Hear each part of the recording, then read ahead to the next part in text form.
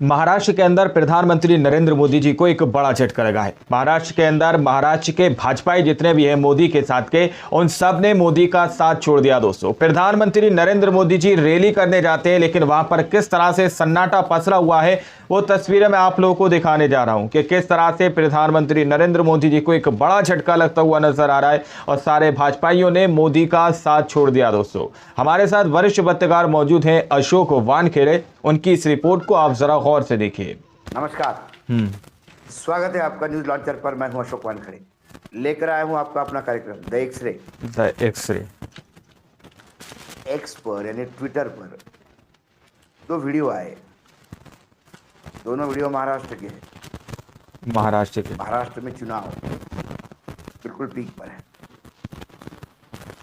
India गठबंधन की तरफ से सभी बड़ी नेता राहुल गांधी भी लगातार महाराष्ट्र में भ्रमण कर रहे हैं। बड़ी बड़ी रैलीज आयोजित हो रही है। दूसरी ओर इंडिया गठबंधन से प्रधानमंत्री नरेंद्र मोदी जी, गडकरी जी, अमित शाह जी लगातार महाराष्ट्र के दौरे बढ़ा रहे हैं। प्रधानमंत्री जी ने एक वक्तव्य में कहा कि जो भारी जीत हमको हरियाणा में मिली वैसे ही महाराष्ट्र में मिलने वाली है। वैसे ही महाराष्ट्र में भी मिलने वाली है। हरियाणा के मिली जीत के बाद जो उत्साह उनके कार्यकर्ताओं में है, लेकिन प्रधानमंत्री जी की बॉडी लैंग्वेज वक्तव्य तो दे रही थी, लेकिन वो कॉन्फिडेंस दिखाई नहीं दे रहा। कॉन्फिडेंस पूरी तरह से लो है मोदी जी का, कि वो भी जान रहे हैं कि हरियाणा और महाराष्ट्र एक नहीं है। जीत वैसी हो ना हो ये तो नतीजों के बाद ही पता पड़ेगा, लेकिन हरियाणा से भी बदतर हालत उनके रैली में आने वाले लोगों की दिख रही है। रैली में ना आने वालों की वजह से दिख रही है। जहां नरेंद्र मोदी जी की रैली है, पूरी कुर्सियां खाली दिख रही है। कुछ लोग कुर्सियों पर बैठे वो भी बीच बीच से उठ के भागते हुए दिखाई देते हैं। बताइए, यानी मोदी जी का साथ भाजपाइयों ने भी छोड़ दिया। जहां लाखों की तादाद में लोग राहुल गांधी को सुनने जा रहे हैं। ऐसा ही कुछ मंजर हरियाणा में भी था। 22 विधानसभा क्षेत्र मिलकर जो रैली हुई उसमें 10,000 तक की वो भीड़ प्रधानमंत्री के लिए जुटा नहीं पाए, और राहुल गांधी के लिए लाखों की भीड़। खड़े होने को जगह नहीं तो लोग पेड़ पे चढ़ जाते थे। ये स्थिति थी। सोचिए, नतीजे कुछ और आए हरियाणा के अंदर।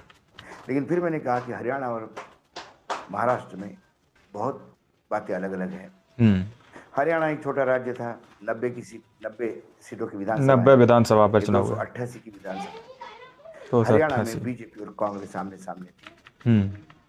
करीब करीब 17 जगह पे कांग्रेस में बैठे हुए भाजपा के स्लीपर सेल जो है उन्होंने टिकटों का खेल किया और अपने जीताऊ उम्मीदवारों को टिकट न देकर अपने ही दूसरे लोगों को टिकट दिया, जिससे 17 सीटें हार गए। इसके बावजूद मशीनों का खेल हुआ। ये सब होने के बाद भी कांग्रेस 37 पे आ गई। यदि वो टिकट ठीक देते, मशीनों का खेल भी होता, तो भी कांग्रेस 52 पे पहुंची। क्योंकि मशीनों का खेल कुछ लिमिट तक होता है। पूरे कॉन्स्टिट्यूंसी में सभी सीटों पे नहीं होता। सब सीटों पर नहीं होता। जहां पर खतरा होता है कि यहाँ से हारेंगे वहां पर होता है।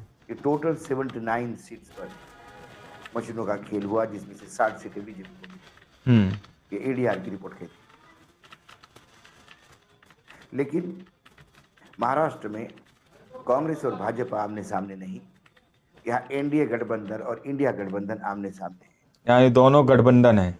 एनडीए में शिवसेना एकनाथ शिंदे, एनसीपी अजित पवार और बीजेपी है, और इंडिया गठबंधन में कांग्रेस, साथ में शरद पवार, एनसीपी और उद्धव ठाकरे शिवसेना, ये हैं। तो टोटल 6 दल महाराष्ट्र में लड़ रहे हैं। हम्म। शरद पवार और उद्धव ठाकरे के लिए ये उनके राजनीतिक जीवन का बहुत अहम चुनाव है, क्योंकि यदि वो महाराष्ट्र में चुनाव हारते तो कोई दूसरा राज्य नहीं जहां वो उसकी भरपाई हो सके, भरपाई कर सकें। इसलिए वो जी जान से लगे हैं। हम्म। भाजपा इसलिए जी जान से लगी है क्योंकि नरेंद्र मोदी का भविष्य, संगठन में कौन राष्ट्रीय अध्यक्ष होगा, ये सारा महाराष्ट्र और झारखंड के चुनाव के नतीजे तय करेंगे। एकनाथ शिंदे, अजित पवार ये भी अपने वजूद के लिए लड़ेंगे, तो कांटे की टक्कर है। हम्म। लेकिन ये जो दो वीडियो जो आप अभी देखोगे, महाराष्ट्र की जो, ये देखिए कुर्सियां सब खाली पड़ी हुई हैं मोदी जी की रैली में, सारी कुर्सियां खाली पड़ी हैं, लोग उठकर जाते हुए नजर आ रहे हैं। यहाँ पर भी जातियों की बात हो रही है। बताइए। एक है तो साथियों, मैं आज महाराष्ट्र की धरती से ये मोदी जी की रैली है। यहाँ पर भाजपाइयों ने भी पूरी तरह से साथ छोड़ दिया मोदी जी का। विशेष आभार व्यक्त करना। एक है तो सेब है के मंत्र पर चलते हुए कांग्रेस की साजिश को नाकाम किया। उन्होंने विधानसभा चुनाव में वहां कांग्रेस को धूल चटा दी, और अभी 1 महीने पहले हुआ है, वहां के लोग भूले नहीं है।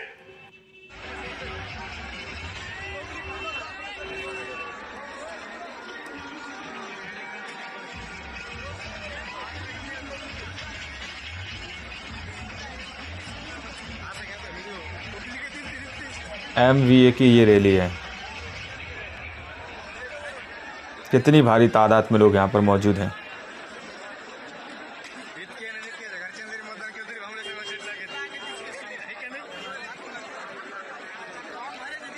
ये दोनों वीडियो कहानी कुछ अलग बयां करती है। मैं अक्सर कहता हूं कि चुनाव 2014 के बाद एक अलग प्रक्रिया हो गए हैं। चुनाव अब पार्टी की विचारधारा, आपका घोषणा पत्र इसके नहीं रहे। चुनाव अब मैनेजमेंट के हो गए हैं। ऐसी ही रैलियां विधानसभा के चुनाव के समय अखिलेश की यात्रा में दिखती थी। ऐसी ही भीड़ रास्ते में उमड़ती थी। लेकिन तब भी मैंने कहा था, न्याय यात्रा में जब राहुल गांधी ने शुरू की थी, को आप बूथ तक लेके नहीं जाएंगे तो ये आपके अकाउंट में क्रेडिट नहीं होगा, नहीं होगी। सही बात नहीं है। तो इसका मोल रद्दी का भी नहीं है। ऐसा ही महाराष्ट्र में है। महाराष्ट्र में इंडिया गठबंधन को अपना मैनेजमेंट और पुख्ता करना होगा, क्योंकि बीजेपी के लिए तो संघ का पूरा कैडर है।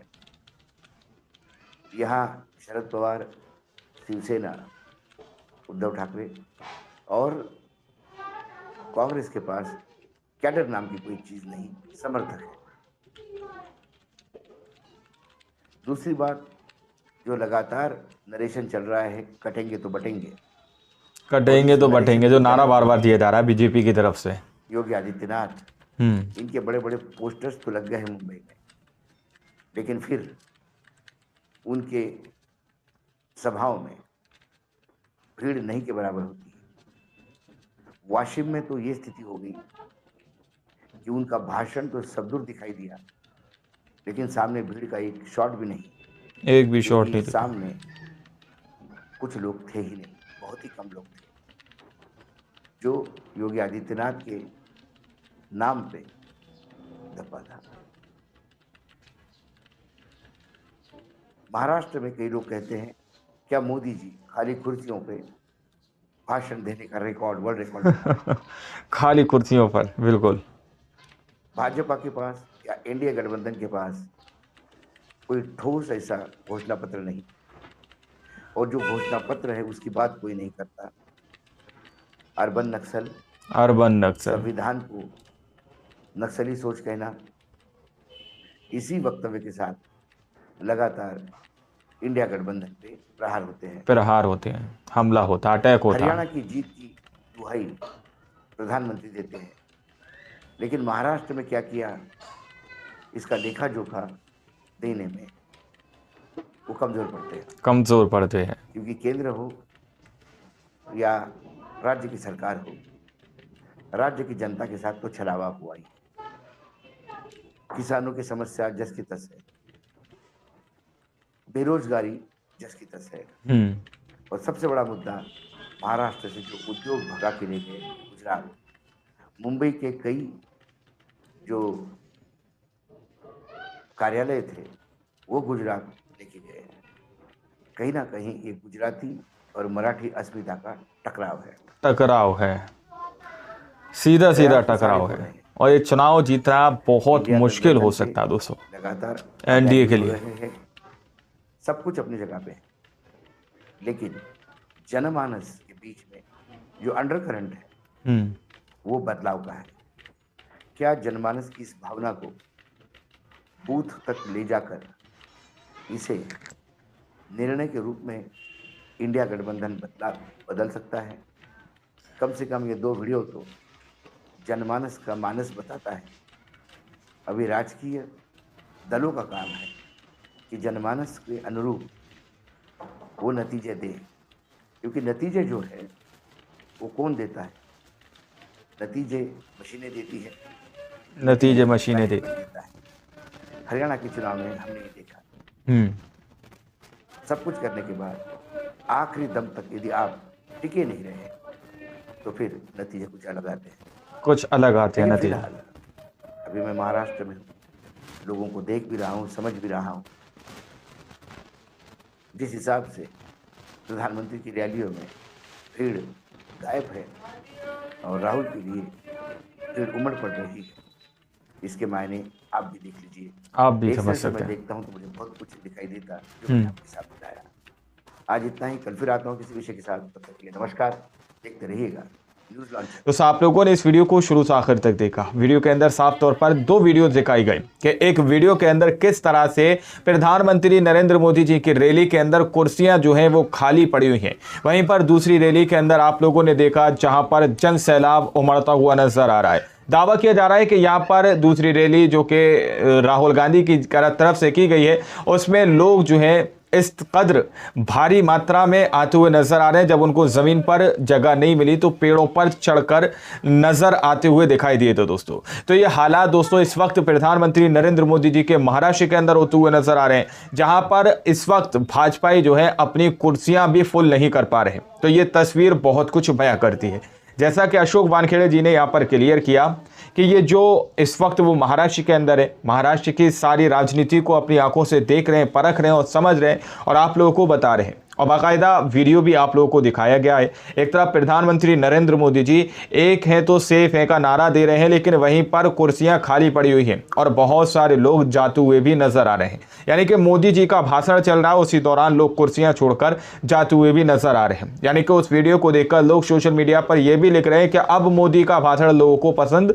नहीं आता, क्योंकि हर जगह जाति धर्म नहीं चलने वाला। आपने महाराष्ट्र के अंदर पिछले 5 साल के अंदर क्या किया है उस पर बात कीजिए। ये बातें सुनने के लिए जनता वहां पर आती है, लेकिन आप जो है कोई और मुद्दा उठाकर खड़े हो जाते हैं। तो फिलहाल मोदी जी को महाराष्ट्र के अंदर की तस्वीरें बहुत कुछ बयां कर रही हैं और मोदी जी का कॉन्फिडेंस जो है दोस्तों बिल्कुल लो हो चुका है। बाकी आप लोगों ने इस रिपोर्ट को शुरू से आखिर तक देखा, सुना। आप लोग क्या सोचते हैं, क्या समझते हैं, अपनी राय कमेंट सेक्शन में जरूर दीजिएगा। मिलते अगली वीडियो में, जब तक के लिए जय हिंद।